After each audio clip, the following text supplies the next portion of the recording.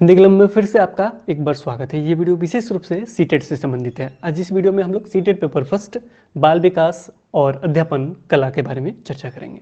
सबसे पहले मैं आपको बता दूं, सीटेट यानी सेंट्रल टीचर एलिजिबिलिटी टेस्ट 150 प्रश्नों का होता है। इसमें 150 अंक दिए जाते हैं। प्रत्येक प्रश्न 1 मार्क्स का होता है और सभी प्रश्न ऑब्जेक्टिव टाइप के आते हैं, यानी आपसे एक प्रश्न पूछा जाएगा, उसके 4 ऑप्शन होते हैं, 4 में से एक सही होता है। इसमें किसी भी तरह का निगेटिव मार्किंग नहीं होता है। सीटेट में 30 प्रश्न आपके बाल विकास और अध्यापन कला से संबंधित होते हैं। तो आज उसी के बारे में हम चर्चा करेंगे, बाल विकास और अध्यापन कला के बारे में। आज हम आपको बताएंगे, पूरा वीडियो देखिएगा। आज हमको पूर्ण रूप से बताएंगे कि कैसे इसमें ज़्यादा से ज़्यादा मार्क्स लेके आ सकते हैं। वैसे देखा जाए तो इसमें 2 तरह के प्रश्न होते हैं। पहला होता है जो थ्योरी से होता है और दूसरा होता है वो आपके अप्लाइड मोड के यानी प्रैक्टिकल रूप से क्वेश्चन होते हैं, जिसके बारे में हम पिछले वीडियोज़ में चर्चा कर चुके हैं। आज हम थ्योरी के बारे में चर्चा करेंगे, ये कैसे उसे तोड़ते हैं। सबसे पहले मैं बता दूं कि ये सीटेट जो है वो एग्ज़ाम लेता है क्यों है, या कोई भी टेट एग्जाम क्यों लेता है। इस कंसेप्ट को समझ लीजिएगा तो बहुत सारे प्रश्न आपके यूं ही हल हो जाएंगे। आखिर क्यों? तो आप कहेंगे सर एग्जाम 2 तरह के सीटेट लेता है या कोई भी टेट। एक तो 1 to 5 के लिए एग्जाम होता है, दूसरा 6 to 8 के लिए होता है। 1 to 5 जो पास होते हैं वो 1 से 5 के लिए शिक्षक बनते हैं, 6 to 8 जो पास होते हैं वो 6 से 8 शिक्षक बनते हैं। और आज जो सर आप चर्चा करने वाले हैं वो 1 to 5 के लिए चर्चा कर रहे हैं, यानी 1 to 5 पास होके वो शिक्षक बनेंगे 1 से 5 के लिए। ओके, तो इतना समझने के बाद अगर मैं क्लास बढ़ाऊं तो आप ये कहेंगे कि सर जो आप क्लास लेने वाले हैं उसको मतलब अगर वो एग्जाम लोग क्रैक करेंगे तो शिक्षक बनेंगे। क्या बनेंगे? शिक्षक बनेंगे। शिक्षक होता क्या है? आखिर शिक्षक क्यों क्यों बनेंगे शिक्षक? अब कौन हो सकते हैं शिक्षक? ये बहुत महत्वपूर्ण है, यही कंसेप्ट है। और ये क्यों जो शब्द है ना वो अपनी जिंदगी में उतार लीजिए। किसी भी चीज को अगर आपको क्रैक करना है तो ये क्यों जो शब्द है उससे कर सकते हैं। जैसे अगर मैं यहाँ कहूँ कि ये 15 प्रश्न जो है वो क्यों डाला गया है बाल विकास और प्राथमिक विद्यालय का बालक में, यानी 1 to 5 में ये क्यों है बाल विकास, क्यों आखिर क्यों डाला गया, क्यों इससे संबंधित प्रश्न पूछे जाते हैं, आखिर क्यों। तो ये क्यों जो शब्द है इसका हल अगर जिस दिन ढूंढ लीजिएगा उस दिन किसी भी एग्जाम को जिसकी भी तैयारी कर रहे हैं उस पैटर्न को पहले देखिए कि आखिर ये क्यों है, उसमें क्यों लगा दीजिए, वो सॉल्व हो गया तो निश्चित ही सफलता प्राप्त कर सकते हैं। क्योंकि इस क्यों का जवाब ढूंढने के लिए ना आपको मेहनत करना होगा। मेहनत करने के लिए आपको पढ़ना होगा। पढ़ने के लिए आपको क्या करना होगा? पूर्ण रूप से जानकारी इकट्ठा करना होगा। और जिस दिन जानकारी इकट्ठा होगा उसमें कोई भी प्रश्न आपका छूटेगा नहीं।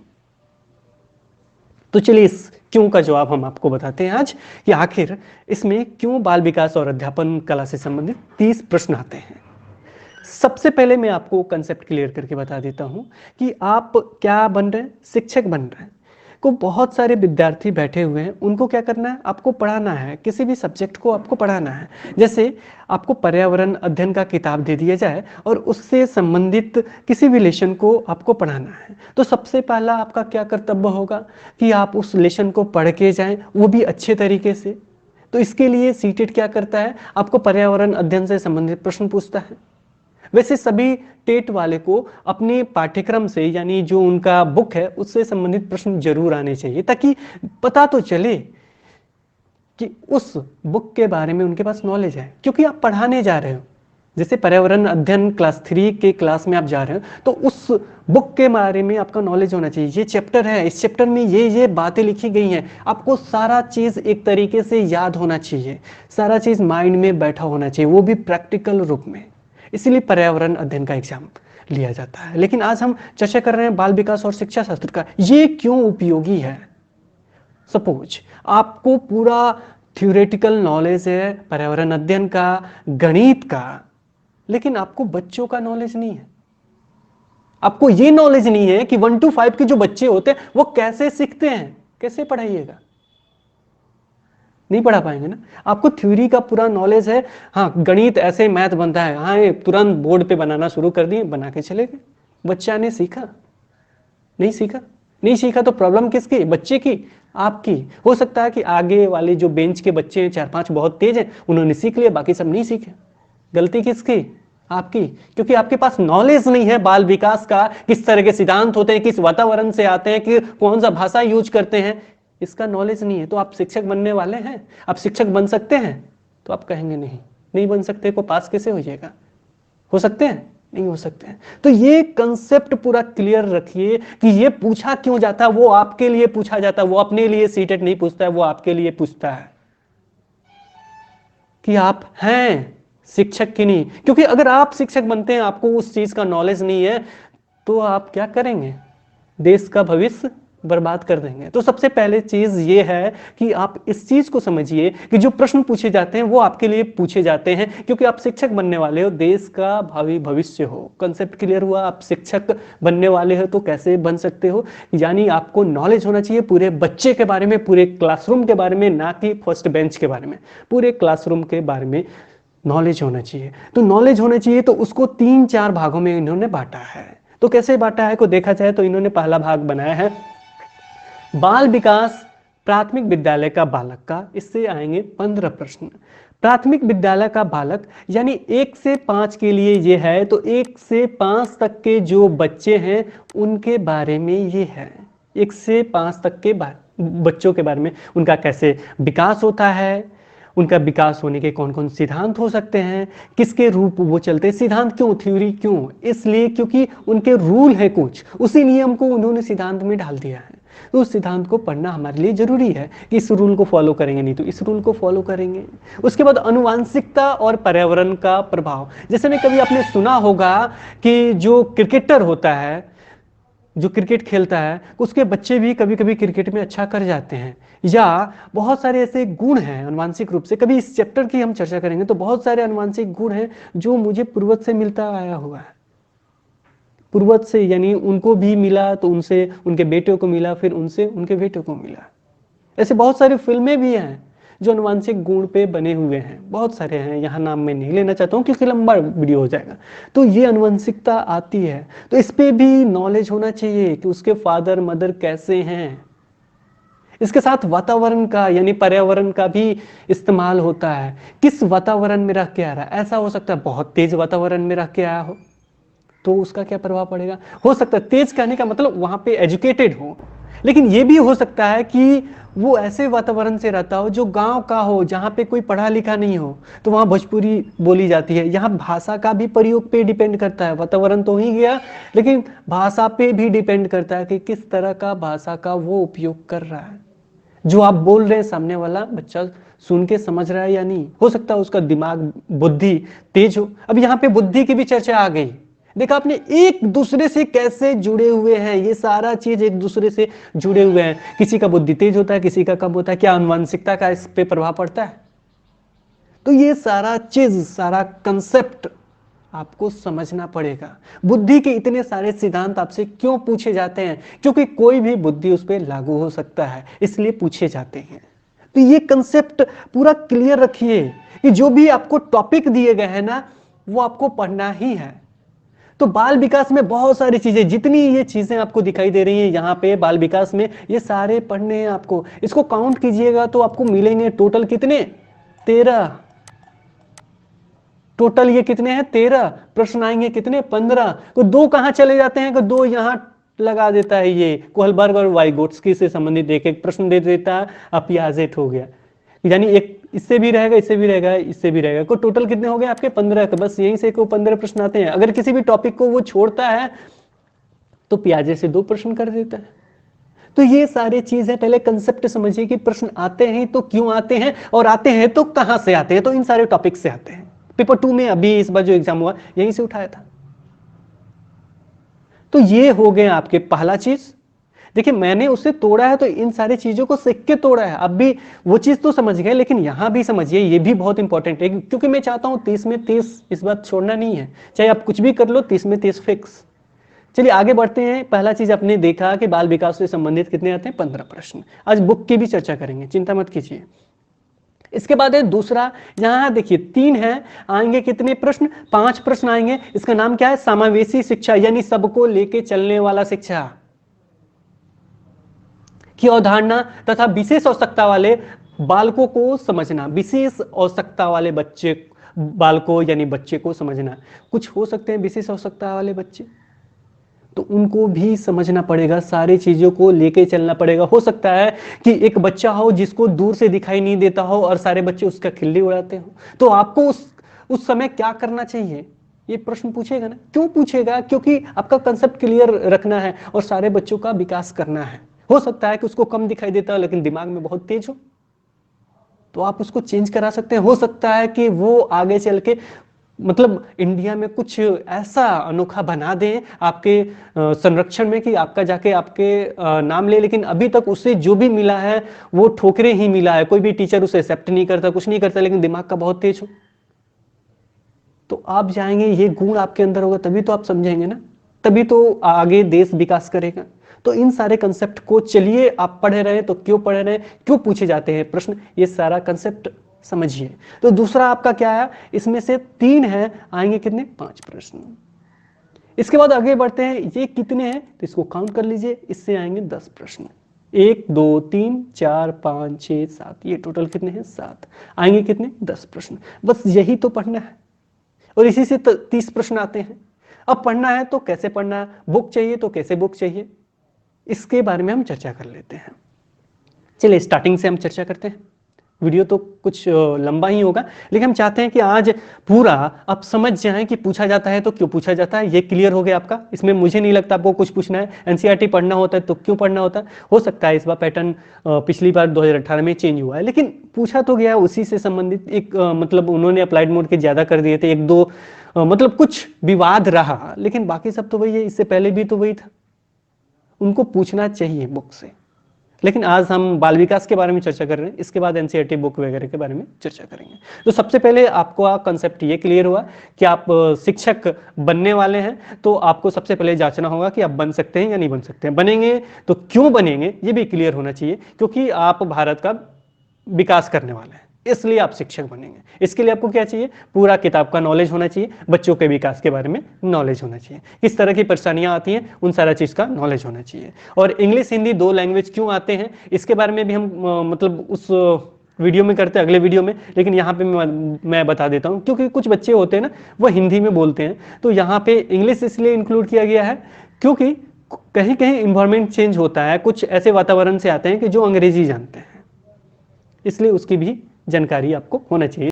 तो ये लैंग्वेज अगर आपको आता होगा तभी तो पढ़ा पाएंगे। असमी बोलता हो या नेपाल से आया हो नेपाली बोलता हो, हिंदी उसको कम आती है, तो दोनों चीज को मिश्रण करके आप पढ़ाएंगे तो ज्यादा फायदा होगा। और अभी एनसीईआरटी में आ भी गया है कि वो संसाधन के रूप में काम करती है। तो ये सारा चीज आपको कंसेप्ट क्लियर रखना होगा। चलिए अब हम यहाँ पे चर्चा करते हैं बाल विकास और प्राथमिक विद्यालय के बालक के बारे में, जिसमें आएंगे आपके 15 प्रश्न। इसके लिए बुक्स आप पूछेंगे। देखिए बुक्स अभी तक देखा जाए तो मुझे कोई भी बुक्स पसंद नहीं आया है। अब आप बोलेंगे तो सर कैसे पढ़ें। जी हाँ, तो इसके लिए आपने अभी बीएड किया होगा या डीएड किया होगा, उसमें तो बुक आपने इससे संबंधित जरूर देखा होगा, बाल विकास और शिक्षा शास्त्र से संबंधित या मनोविज्ञान से संबंधित। वो बुक उठाइए, उठा के इस चैप्टर को देखिए कि कहाँ से ये चैप्टर आ रहा है। यानी बाल विकास का क्या बुक है आपके पास, नहीं है तो बीएड का जब भी आपने एग्जाम दिया होगा ना तो वहां पे आपको बाल विकास के बारे में जरूर बताया गया होगा। नहीं तो अरुण कुमार सिंह का है, लेकिन उसमें प्रॉब्लम ये है कि सारे टॉपिक आपको नहीं मिलेंगे। कोई भी ऐसा बुक नहीं बना है जिसके सारे टॉपिक बने। अब आप कहिएगा कि गाइड तो है सर। देखिए गाइड में मिस्टेक होता है, जैसे मैं बता रहा हूँ, एक छोटा सा एग्जाम्पल आपको दे देता हूँ। जैसे ये कोहलबर्ग का मैंने वीडियो बनाया, मेरे तो थ्योरी के ज़्यादा वीडियो है नहीं, 3 से 4 होंगे।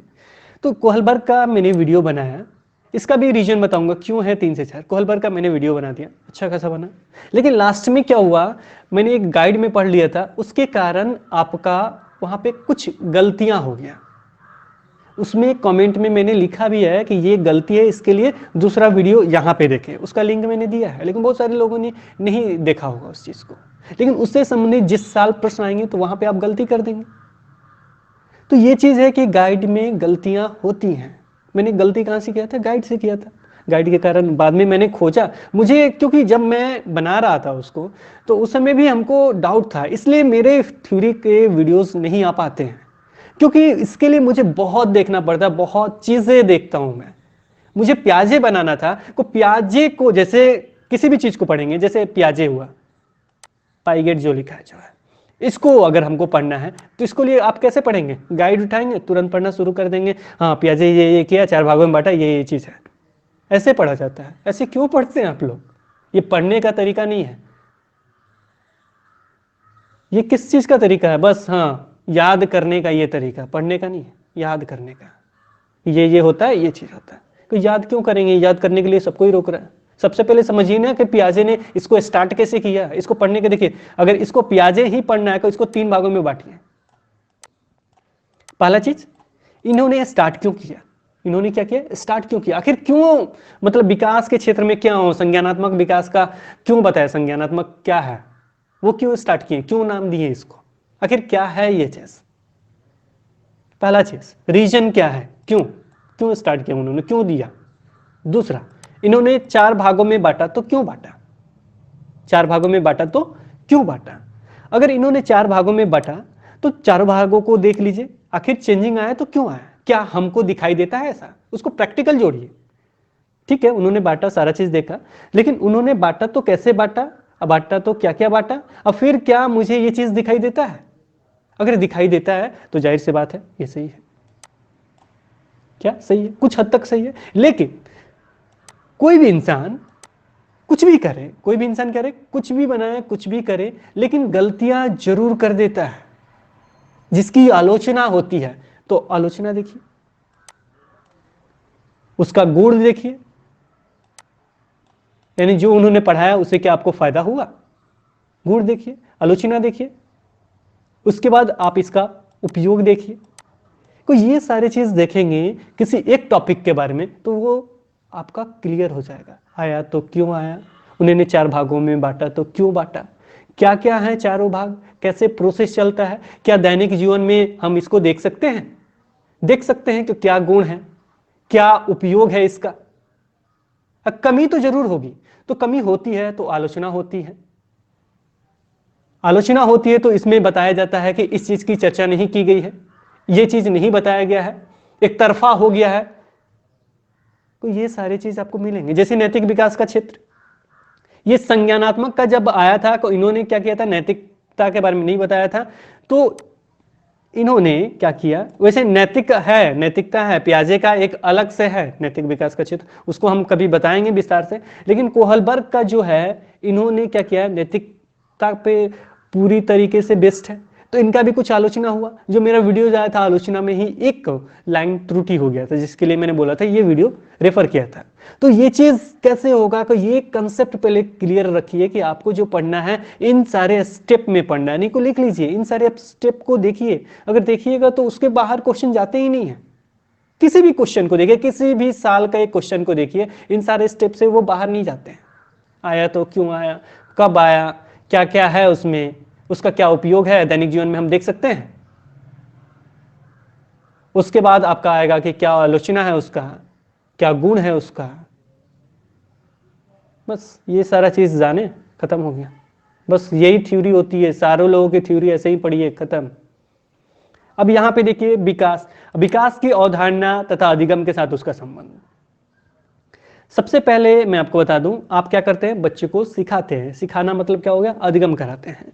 तो जो भी विकास की अवधारणा होती है, जो भी विकास का कंसेप्ट होता है कि इस तरह का बालकों का विकास होता है, कब से विकास स्टार्ट होता है, क्या क्या विकास होता है, इस सारे चीज़ों को देखते हुए उसमें अधिगम का क्या संबंध है, यानी विकास जो हो रहा है उसमें अधिगम का क्या संबंध है। अब यहाँ पे विकास आया तो विकास में वृद्धि भी आता है। अब वृद्धि की चर्चा क्यों? क्योंकि बालकों में तो जाहिर सी बात है वो बढ़ता है, धीरे धीरे बढ़ता है, तो बढ़ता है यानी उसको नापा तौला जा सकता है, तो ये वृद्धि होता है और एक समय पे जाके रुक जाता है। तो विकास का ही एक पार्ट है, यानी विकास के बहुत सारे पार्ट हैं, विकास के बहुत सारे पार्ट है, उसमें वृद्धि भी आता है, शारीरिक वृद्धि। तो ये चीज आपको देखना होगा कि वृद्धि क्या होता है, इसके पार्ट कौन कौन से हैं और उसका सीखने में क्या उसका उपयोग है, सीखने में उसका क्या संबंध है। इस चीज को पहले लेसन में देखना होगा आपको, इससे संबंधित प्रश्न आते हैं। दूसरा है बालकों के विकास के सिद्धांत। बहुत सारे विकास के सिद्धांत हैं, सारे सिद्धांतों को मनोवैज्ञानिक रूप से आपको पढ़ना पड़ेगा। इसके बाद है अनुवांशिकता और पर्यावरण का प्रभाव। जो अनुवांशिकता है, अनुवांशिकता के बारे में मैंने बताया है कि जो पूर्वज से आपको गुण मिल रहे हैं, जो पूर्वज से होता हुआ जो चीज़ आपके अंदर आ रहा है वो आनुवंशिकता और पर्यावरण, जो भी पर्यावरण है उसका क्या प्रभाव पड़ता है सीखने के संदर्भ में। और दोनों चीज का एक साथ क्या संबंध है, क्योंकि दोनों एक साथ लिखा है ना, तो दोनों को एक साथ अगर रखते हैं तो क्या प्रभाव पड़ता है, अगर अलग अलग भी रखते हैं तो क्या प्रभाव पड़ता है। तो ये चीज आप देखिए, अलग अलग रखते हैं तो इसका क्या प्रभाव है, उसका क्या प्रभाव, और दोनों को मिला दें तो क्या प्रभाव होगा, क्योंकि एक चैप्टर में ये चीज है। तो ये क्लियर होना चाहिए। अगर इन सारे चैप्टर को देखा जाए तो पहले क्या करना है आपको, पहले इन चैप्टर को समझिए। समझने के लिए इतने सारे चीज हैं, ये जो मैंने स्टेप बताए हैं, जो आपको लिखवाया है या बैक करके वीडियो देख लीजिए, ये सारे स्टेप आप एक जगह लिख लीजिए और सारा चीज का एक जगह उपयोग कीजिए। उपयोग करने के बाद वो कंसेप्ट समझ लिए। अब उससे क्या कीजिएगा, जो भी अभी गाइड खरीदेंगे, सारे ने क्या किया है कि आपका चैप्टर दे दिया, उससे संबंधित लगातार 30-40 क्वेश्चन दिया है। अभी क्वेश्चन मत बनाइए, पहले उस चैप्टर को पढ़िए, पूरा कंसेप्ट इस संदर्भ में क्लियर कर लीजिए, फिर उसके क्वेश्चन को सॉल्व कीजिए, एक एक क्वेश्चन को सॉल्व करते जाइए। क्यों हुआ। अगर कहीं भी आपसे गलती हो जाता है तो दोबारा उस चैप्टर में जाइए और उसे ढूंढिए कि क्या ये था, उसमें नहीं मिला नेट पे सर्च कीजिए, उससे भी संतुष्टि नहीं हुई कि इंग्लिश मीडियम का वीडियोस देखिए। मैं बता रहा हूं आपको, पियाजे का जब मैं वीडियोस बना रहा था, अभी तक मेरा पियाजे का वीडियोस क्यों नहीं आया पता है, मैंने उसके लिए कम से कम 20 या 30 वीडियोस देखे होंगे, मैंने इंग्लिश मीडियम का भी वीडियोस देखा है, लेकिन मेरी संतुष्टि अभी नहीं हो पाई है। बहुत सारे वीडियोस मेरे बने पने हैं, लेकिन मैं उसको डाल नहीं पा रहा हूं, क्योंकि दिल से अंदर से आवाज आती ही नहीं कि ये 100% है। तो जिस दिन आपको 100% लगे तो वो चैप्टर आपका क्लियर हो जाता है। मेरे 3 या 4 वीडियोस ऐसे हैं जो बने तो, लेकिन मैंने डाला नहीं, क्यों, संतुष्टि नहीं मिला। एक बुक पढ़ लेने से अगर संतुष्टि मिल जाती तो बात ही कुछ और था। ऐसा कोई बुक नहीं बना। मैं भी अगर लिखना होगा कम से कम 3-4 साल लग जाएंगे केवल ये सारे चैप्टर को लिखने में। तो ये कंसेप्ट आप क्लियर खुद में रखिए, क्योंकि आपको एग्जाम देना है। क्या क्या कमजोरी है वो चीज मैं नहीं जानता हूं आपकी। मेरे वीडियोस आएंगे तो मैं कोशिश करता हूं सारा चीज डाल दूं। जैसे कोहलबर्ग का आया तो मैंने कोशिश किया सारा चीज डाल दूं, कितने नाम होते हैं, क्या क्या होते हैं, सारा चीज। मेरा अधिगम क्षमता आपने नहीं देखा होगा तो देख लीजिएगा, इसके साथ कोहलबर्ग मैंने वीडियो बनाया उसको भी देख लीजिएगा। लेकिन उससे संबंधित मैं ऑब्जेक्टिव टाइप क्वेश्चन नहीं ले पाया हूं, लेकिन वो भी मैं ले आने की कोशिश कर रहा हूं कि आ जाएगा तो वो पेस्ट हो जाएगा। उससे संबंधित अगर प्रश्न मैं डाल दूं, एक टॉपिक पढ़ाया, शाम को उससे संबंधित क्वेश्चन मैंने डाल दिया, जो भी प्रीवियस ईयर है, अपने मन से नहीं, जो विगत वर्ष में पूछे गए वो प्रश्न, क्योंकि पूछा गया है ना, अपने मन से मैं तो हल्का हल्का डाल दूंगा, कोई फर्क ही नहीं पड़ता। विगत वर्ष का बनाइए ना, जो आजकल जितने भी गाइड है उसमें दिए जाते हैं। लेकिन वहां एक प्रॉब्लम आता है कि वो दे देते हैं लेकिन आंसर गलत दे देते हैं, जिसके कारण क्या हो सकता है, कंसेप्ट थोड़ा सा प्रॉब्लम हो जाता है। ये चीज होता है, इसीलिए तो मेरा आलोचना में गलत हो गया था। एक प्रीवियस ईयर था वहां पे दे दिया, लेकिन ये फायदा करेगा आपको। कैसे फायदा करेगा, जब आपसे गलती होगी ना उसकी खोज करेंगे आप।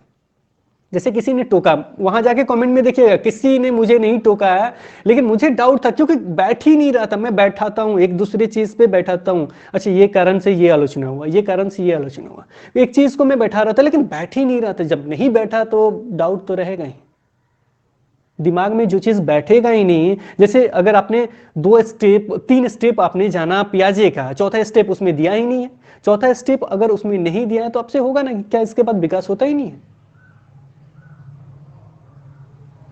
बस यहीं पे प्रॉब्लम क्रिएट हो जाएगा। तो उसका खोज करेंगे तो आपको आंसर मिल जाएगा। तो ये चीज क्लियर रखिए। चलिए आगे हम बढ़ते हैं। इसके बाद ये सारे चीज जान गए, उसके बाद बच्चा जो आता है किसी भी समाज से आता है। अब समाज क्या होता है, जैसे घर हुआ, घर में क्या क्या होते हैं, माँ, फादर और आप होते हैं, और भी बहुत सारे लोग होते हैं।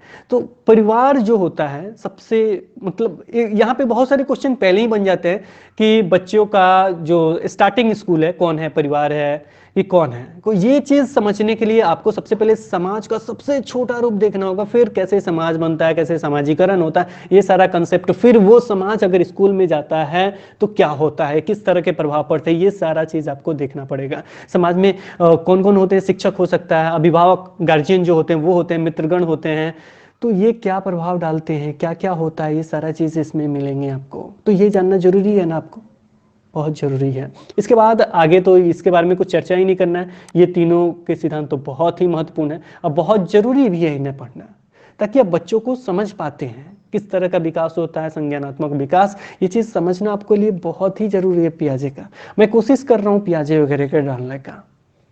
इसके बाद बाल केंद्रित और प्रभावी शिक्षा का अवधारणा, ये भी बहुत ही इंपॉर्टेंट है। जॉन डीवी का नाम इसमें बहुत ज़्यादा आता है बाल केंद्रित में, उन्होंने इसको बहुत ज़्यादा बढ़ावा दिया है। ये कंसेप्ट आपको देखना पड़ेगा बाल केंद्रित में क्या क्या होता है, जॉन डीवी ने उसमें क्या किया है, उन्होंने क्या इससे संबंधित विद्यालय का निर्माण किया है, तो उसका नाम क्या है, वो चीज़ क्या है। तो ये सारी चीज़ आपको जानने पड़ेंगे, देखने पड़ेंगे। आखिर लाया उन्होंने तो क्यों लाया, क्यों बाल केंद्रित, उससे क्या फ़ायदा होगा, बस उसको एक बार पढ़ लीजिएगा, कंसेप्ट ही क्लियर हो जाएगा। ज़्यादा कुछ थ्योरी नहीं है, 3 से 4 पॉइंट है, उसके बाद वो क्लियर हो जाएगा। 2-3 शब्द हैं इसमें, मैं कहूँगा कि आप लुसेंट का देखिएगा तो 1-2 पॉइंट उन्होंने बहुत अच्छे से अंडरलाइन करके दिया है। देखिए मैंने बोला कि एक बुक तो है ही नहीं, आपको बहुत सारे बुक पढ़ने पड़ेंगे, बहुत सारी चीज़ें क्लियर होगा। अब लुसेंट में भी 2 चीज़ें नहीं स्टार्ट किया है। अब इन्होंने ये दिखाया है कि जॉन डीवी ने इसको बढ़ावा दिया, यानी बाल केंद्रित या प्रभावी शिक्षा को उन्होंने क्या किया, बढ़ावा दिया। लेकिन स्टार्ट किसने किया है, स्टार्टिंग नाम वगैरह नामांकन वगैरह किसने किया, वो चीज़ आपको लुसेंट में नहीं मिलेगा। और भी बहुत सारी किताब में देखने पड़ेंगे तो शायद मिल जाए, लेकिन आगे का जो भी पॉइंट है उसमें बहुत अच्छे से अंडरलाइन करके दिया है, तो उसे आप लुसेंट में देख सकते हैं। इसके बाद बौद्धिकता है, बहुआयामी बौद्धिकता है। तो अब यहाँ पे बौद्धिकता वगैरह कहाँ से चला गया है, तो ये बुद्धि वगैरह का चर्चाएं अब शुरू हो गई। उसमें बुद्धि का विकास कैसे होता है, बहुबुद्धि होता है या एक कारक बुद्धि होता है, कौन सा बुद्धि होता है, किसने क्या क्या कंसेप्ट दिया, क्या क्या होता है, ये सारा चीज़ आपको इसमें पूछे जाते हैं। अधिकतर देखा जाएगा थ्योरी से संबंधित 1 या 2 प्रश्न कभी कभी पूछे जाते हैं बुद्धि से, नहीं तो ना के बराबर पूछे जाते हैं। इसमें आते हैं हम आगे, भाषा और चिंतन। अब इसके बाद आप कहिएगा कि सर इसमें भी तो प्रश्न अपने तरीके से पूछ देते हैं। हाँ जी हाँ, अपने तरीके से पूछ देते हैं, लेकिन वो प्रश्न आने के बाद आप उससे बैठा लीजिए कि उन्होंने इस पे कहा। इसके लिए आपको ऑथेंटिक बुक देखना पड़ेगा जो आते हैं, जैसे अरुण कुमार सिंह की बुक हुई, इस तरह के बुक देखेंगे तो उसमें कुछ लाइनें होती हैं जिसे आप समझ सकते हैं। इसके बाद है भाषा और चिंतन। भाषा का तो प्रयोग आप जानते ही हैं, बहुभाषिक किस लिए प्रयोग होता है, यानी हो सकता है कि आप, पहली बात मैं बता दूं कि पहले भी मैंने स्टार्टिंग में आपको बताया है कि 2 भाषाएं क्यों उपयोग में लाई जाती है, यानी इंग्लिश हिंदी या कोई भी भाषा, क्योंकि हो सकता है उसमें बहुत सारे बच्चे हैं जो वो भाषा नहीं जानते होंगे, इसके लिए 2 भाषाओं का उपयोग किया जाता है। इसके अलावा भाषा का जो बहुत सारे बच्चे क्या होते हैं, अलग अलग भाषाएं सीख के आते हैं, तो उसका क्या प्रभाव पड़ता है, इससे भी संबंधित क्वेश्चन अधिकतर आते हैं, हमेशा आता है। तो वो भाषा, उसमें लिपि की भी चर्चा हो जाएगी कि लिपि कैसे होता है। जैसे एग्जाम्पल के रूप में मैं कहूँ कि मैं जो बोल रहा हूँ अभी, जो बोल रहा हूँ वो आपने सुना, आपने क्या किया, सुना, और उसे आप समझ गए कि हाँ ये चीज़ सर ने बोला, ये चीज़ होता है, लेकिन आपको हिंदी लिखने नहीं आती। समझ तो जाते हैं लेकिन हिंदी क ख वगैरह लिखने नहीं आती है, तो क्या आप इसे इंग्लिश में लिख सकते हैं? जी हाँ, लिख दीजिएगा, KHA क्या हो गया, खा, इस तरीके से लिख सकते हैं। तो ये चीज़ होता है, किसी भी भाषा को आप अपने लिपि में लिख सकते हैं, थोड़ा सा फेरबदल करने के बाद। ऐसे बहुत सारे कंसेप्ट हैं, उसके लिए भी हम कोशिश करेंगे लाने के लिए। इसके बाद भाषा और चिंतन के बारे में तो एक अच्छा खासा चैप्टर है, दोनों का क्या मिक्सिंग है, क्या होता है, ये सारे चीज़ इसमें पढ़ना है। इसके बाद आगे बढ़ते हैं, समाज निर्माण के रूप में लिंग। अब यहाँ पे आपका आ जाएगा समाज के रूप में लिंग, मतलब जो जेंडर है वो चीज़ को, यहाँ पे स्त्री पुरुष की क्या भूमिकाएं होती है, क्या लिंग पूर्वाग्रह है, और शिक्षण में उसका क्या व्यवहार होता है, इससे भी संबंधित प्रश्न आते हैं। इसके बाद आगे बढ़ते हैं को, अब यहाँ पे सबसे इंपॉर्टेंट आ जाता है व्यक्तिगत जो विभिन्नताएं होती हैं, जो भेद होता है, उसके बारे में यहाँ पे आपका क्या क्या आएगा। तो ये विभिन्नताएं किससे आ सकती है, भाषा से, जाति से, लिंग से, समुदाय से, धर्म से। ये विविधता के आधार पर विविधों को समझना है, यानी इस तरह से लोग आते हैं कि उसको कैसे सिखाया जा सकता है, क्या क्या चेंजिंग आता है, उसको इसमें समझना होता है। इसके बाद आगे बढ़ते हैं, तो इसमें है अधिगम के लिए मूल्यांकन और अधिगम का मूल्यांकन के बीच अंतर। ये वीडियोस मेरा लगभग बना हुआ है, लेकिन थोड़ा सा प्रॉब्लम क्रिएट कर दिया है, थोड़ा सा। और इसके लिए मुझे फिर से कुछ टॉपिक्स फिर से मुझे क्लियर करने पड़ेंगे, क्योंकि मैं चाहता हूं ना कि ये जब मेरा वीडियो जाए तो वो पूरा टॉपिक खत्म हो जाए, उससे संबंधित, उससे बाहर क्वेश्चन जाए ही नहीं। इससे संबंधित प्रत्येक साल पेपर 2 देखिएगा, प्रत्येक साल एक जरूर क्वेश्चन रहता है। ये मैं प्रूफ के साथ आपको दिखाऊंगा, प्रूफ के साथ। पहले इस चैप्टर को पढ़ाऊंगा, फिर इससे संबंधित प्रश्न को लेके आऊंगा, अब प्रूव करूंगा कि देखिए इससे संबंधित क्या हमेशा प्रश्न है। आप खुद कहिएगा सर प्रत्येक साल इससे प्रश्न है, लेकिन सबसे पहले समझना तो पड़ेगा ये है क्या, क्या होता है। 2018 में भी इससे संबंधित प्रश्न था, शायद आप नहीं समझ पाए होंगे। बहुत सारे लोग तो जो जानते हैं, जो बीएड अच्छे से किए हैं, अच्छे टीचर मिल गए, वो तो जानते होंगे, लेकिन जो नहीं जानते होंगे उनको परेशानी है। कौन सा प्रश्न है, कैसे उसे पहचानेंगे, कैसे डील करेंगे। अगर इस टॉपिक को पढ़ लेते तो एक क्वेश्चन तो यही फिक्स हो जाता है। पियाजे वाइगोट्स्की वगैरह तो है ही, ये भी एक क्वेश्चन एकदम निश्चित ही फिक्स हो जाएगा। जब लेके आएंगे वीडियोस तो देखिएगा कैसे क्लियर होता है। इसके बाद आगे है विद्यालय आधारित मूल्यांकन, सतत और व्यापक मूल्यांकन। ये जो चीजें सतत और व्यापक मूल्यांकन, इसके लिए अलग से आपको कुछ बुकें पढ़नी होती है, कुछ बुक्स आपको इसके लिए पढ़ना होगा। इसी में आपका एनसीएफ वगैरह जो भी चेंजिंग वगैरह आते हैं, ये सारा चीज इसमें पढ़ना पड़ता है, जो अलग से होते हैं, मतलब बुक से वो अलग ही। आप कोशिश कीजिएगा जो एनसीईआरटी जो साइट पे होते हैं वहां से आप डाउनलोड कर लें। वैसे मैंने डाला भी है आपके टेलीग्राम ग्रुप में। टेलीग्राम ग्रुप में जुड़ने के लिए आपको वही करना होगा, टेलीग्राम ऐप प्ले स्टोर से डाउनलोड करना होगा, फिर सर्च करना होगा @HINDICLUB, वहां से आप जुड़ सकते हैं। वहां पे पीडीएफ आपको खोजना पड़ेगा, वहां से खोज लीजिएगा। सतत एवं व्यापक मूल्यांकन का भी पीडीएफ उसमें मैंने डाला है, एनसीएफ का भी पीडीएफ डालना है। तो इसके लिए आपको एक एक टॉपिक, एनसीएफ 2005 है तो पूरा एक बार पढ़ लीजिए। अब पर्यावरण अध्ययन में उसके लिए क्या कहा गया उसको पढ़िए, 1 to 5 के लिए क्या कहा गया उसको पढ़िए, सतत व्यापक मूल्यांकन क्या होता है उसके लिए पूरा चीज पढ़िए। और जब प्रश्न पूछा जाएगा दोनों चीज की चर्चाएं हों। इसके बाद आगे बढ़ते हैं शिक्षार्थियों की तैयारी के स्तर के मूल्यांकन के लिए। तो किस तरह के प्रश्न पूछे जाते हैं, क्या क्या चेंजिंग होता है, किस तरह प्रश्न को तैयार किया जाता है, लघु उत्तरीय प्रश्न क्या होते हैं, दीर्घ उत्तरीय प्रश्न क्या होते हैं, और ये क्यों आते हैं, ग्रेडिंग क्या होता है, ये सारा चीज का प्रश्न, इससे संबंधित एक प्रश्न आ सकता है। कभी कभी इससे संबंधित प्रश्न एक आता ही है। तो ये चीज हो गया, इससे संबंधित कितने प्रश्न आएंगे आपके, 15 प्रश्न आएंगे। तो ये विकास से संबंधित है कि बच्चा विकास कैसे करता है। अब आप पूछिएगा कि सर ये प्रश्नों का क्या विकास से संबंधित है। आप अगले स्टेप में जाने के लिए तो प्रश्न पूछेंगे ही ना, तो विकास ही हुआ ना। पहले आप 3 में थे, अब 4 में गए, अब 4 में गए तो क्या हुआ, विकास हुआ ना। क्लास 3 से क्लास 4 में गए तो क्या हुआ, आपका विकास हुआ, धीरे धीरे स्टेप बाई स्टेप बढ़ रहे हैं। बस यही चीज तो सिखाया गया है बाल विकास में, यही सब चैप्टर हैं, बस एक एक चैप्टर को केवल डील करते जाना है। चलिए आगे बढ़ते हैं हम लोग। इसमें देखा जाए तो हमें समावेशी शिक्षा की अवधारणा तथा विशेष आवश्यकता वाले बालकों को समझना है। इससे संबंधित कितने रहेंगे, 5 प्रश्न रहेंगे। अब यहां पे देखिए क्या क्या है। कुछ ऐसे भी बच्चे आएंगे आपके पास पढ़ने के लिए जो गैर लाभप्रद होंगे, जिनको अभी तक मतलब उतना लाभ नहीं मिला होगा, साथ में अवसर वंचित होंगे, यानी उनको अवसर नहीं मिला होगा कुछ करके दिखाने का। तो वो बच्चे अगर आते हैं तो उनकी क्या क्या आवश्यकताएं हैं उसको समझना है, क्योंकि सारे बच्चों का आपका विकास करना है ना। अभी तक हो सकता है उसको कुछ नॉलेज ही नहीं हो, कुछ सिखाया ही नहीं गया, लेकिन दिमाग का बहुत तेज होगा।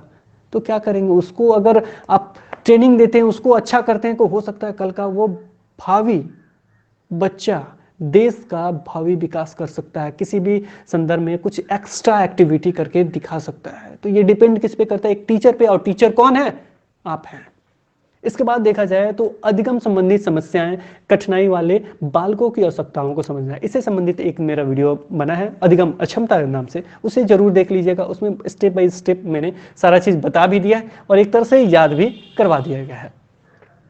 इसके बाद आगे हैं मेधावी, सृजनात्मक, सृजनशील, विशिष्ट प्रतिभान और शिक्षार्थियों की आवश्यकताओं को समझना है। देखिए यहाँ मेधावी है, जो तेज तरार होते हैं, जो सृजन करते हैं, किसी चीज का निर्माण करते हैं, वो जो प्रतिभावान होते हैं बच्चे, इन तीनों को एक साथ मैच करिए। पहले एक एक का कंसेप्ट क्लियर कीजिए। मेधावी कौन होते हैं, सृजनात्मक कौन होते हैं, और प्रतिभावान कौन होते हैं, तीनों को एक एक करके समझिए।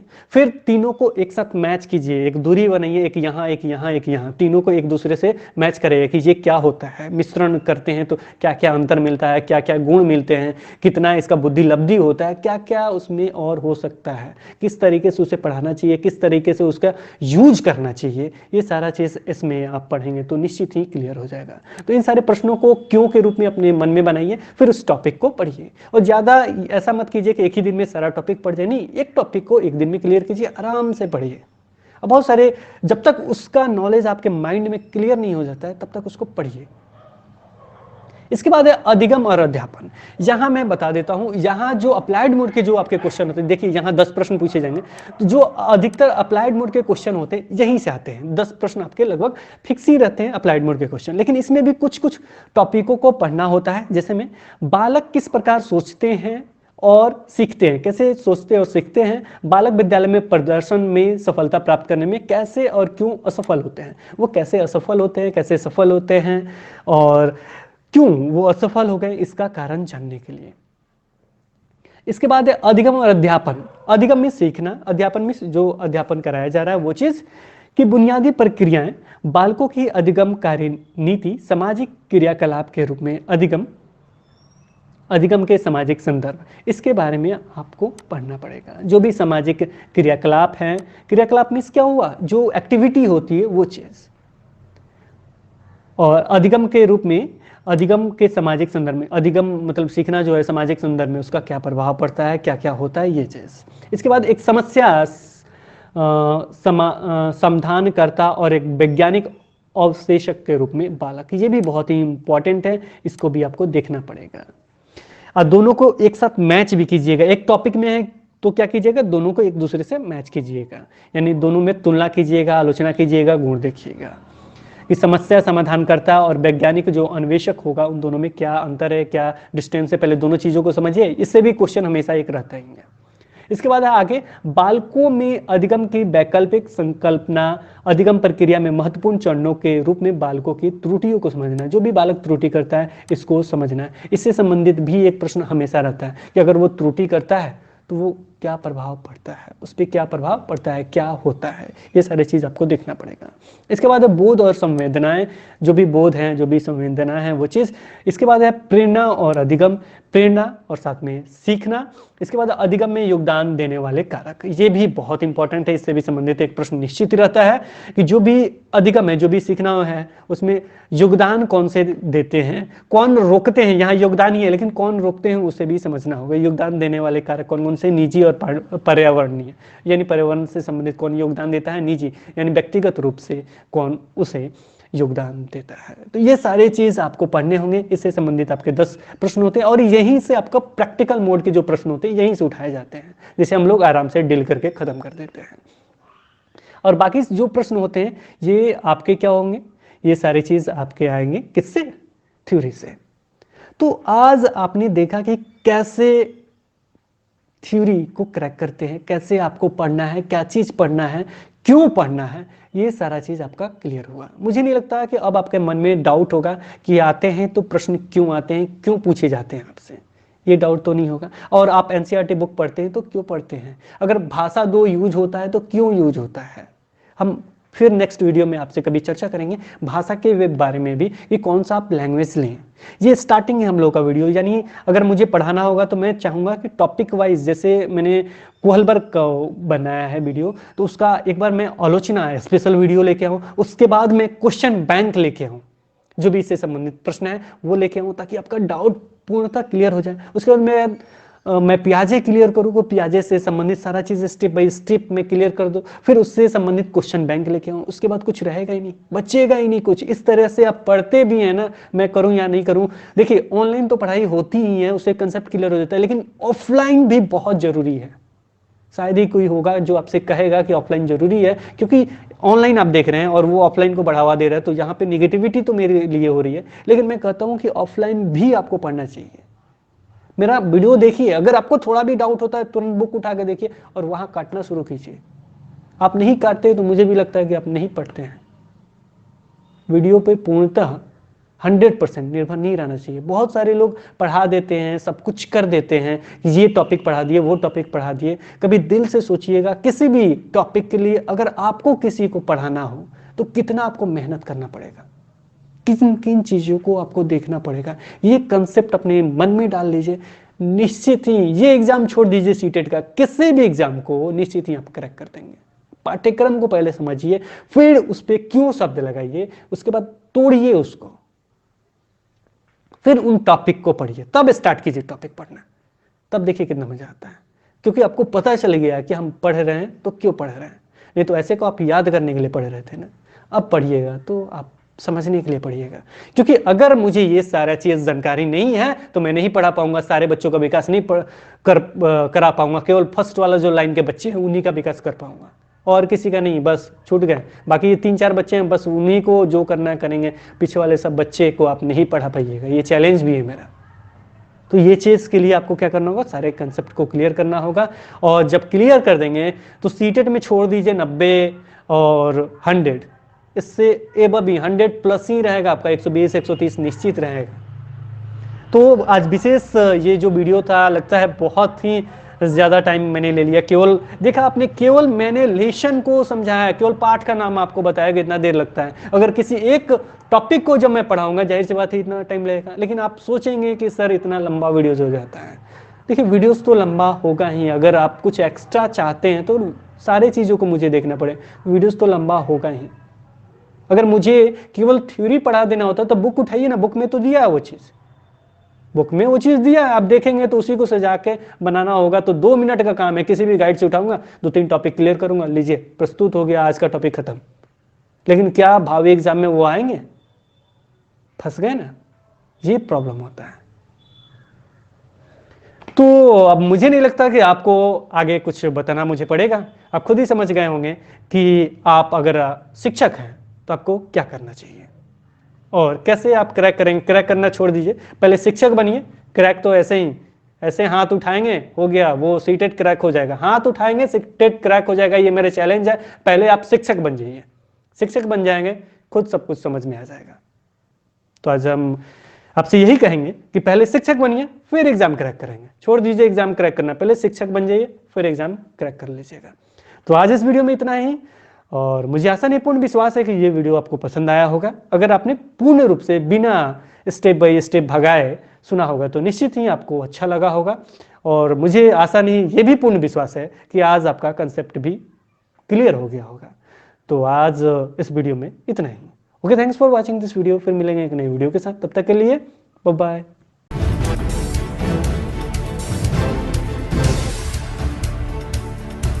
सब्सक्राइब कीजिए हिंदी क्लब को, दबाइए इस बेल आइकॉन को ताकि हमारा वीडियो आपको मिले सबसे पहले।